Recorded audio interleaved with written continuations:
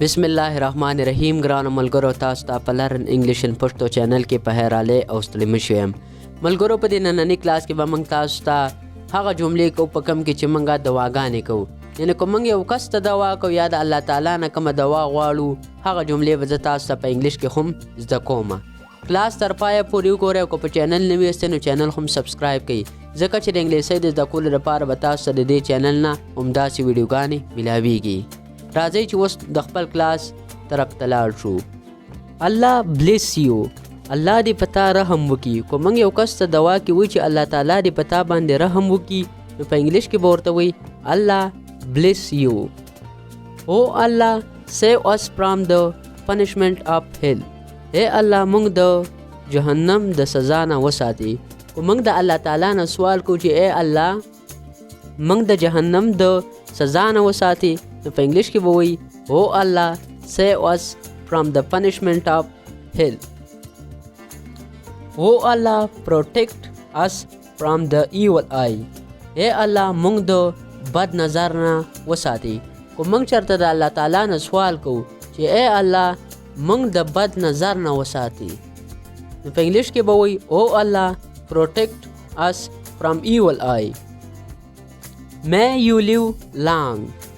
الله دې تعالی ډیر ژوند درکړي. که موږ یو کس ته په دوا کې وایو چې الله تعالی دې تا ډیر عمر ژوندی وساتي یا تعالی دې ډیر عمر ژوند درکړي، نو په انګلیش کې به ورته وایي may you live long. او الله help me stop my bad habits. اے الله ما سره په غلط کارونو پرېښودو کې مدد وکړي. که موږ چېرته د الله تعالی نه سوال کوو چې اے الله ما سره په غلط کارونو پرېښودو کې ته مدد وکړي، نو په انګلیش کې به وایي او الله help me stop my bad habits. او الله protect me from the evil deeds.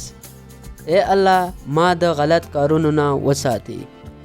که موږ چېرته د الله تعالی نه سوال کوو چې اے الله ما د غلط کارونو نه وساتي، نو په انګلیش کې به وایي او الله protect me from the evil deeds. Allah blessed him highest rank in Jannah. الله دې هغه له په جنت کې غټ ځای ورکړي. که چېرته یو کس مړ شوی او موږ وایو چې الله تعالی دې هغه له په جنت کې یو غټ ځای ورکړي، یو ښه ځای ورکړي، نو په انګلیش کې به وایي Allah blessed him highest rank in Jannah. May Allah grant you a healthy baby. الله دې تعالی روغ جوړ بچی درکړي. که موږ چېرته یو کس ته دوا کو چې الله تعالی دې تعالی روغ جوړ یا صحتمند بچی درکړي، نو په انګلیش کې به ورته وایي may Allah grant you a healthy baby. may you succeed. کامیاب شي. که موږ چېرته یو کس ته په دوا کې وایي چې الله دې تا کامیاب کړي یا کامیاب شي ته، نو په انګلیش کې به ورته په اسانه طریقې سره وایي may you succeed. کامیاب شي. have a safe journey. سفر دې په خیر شه یا سفر دې خدای په خیر باندې وکړه. که یو کس چېرته په سفر باندې ځي د یو ځای نه بل ځای ته او موږ ورته وایو چې سفر دې په خیر شه، نو په انګلیش کې به ورته وایي have a safe journey. may Allah for patience. الله دې تعالی صبر درکړي.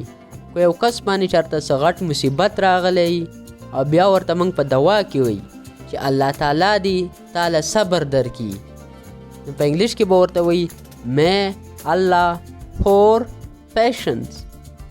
ګوډ بای. د الله په امان. ملګرو، دا زموږ نننی کلاس چې پای ته ورسېدو. اوس ماله اجازت راکئ. انشاءالله تاسو سره به په یو بل نوي کلاس کې ملاقات کیږي. د الله په امان.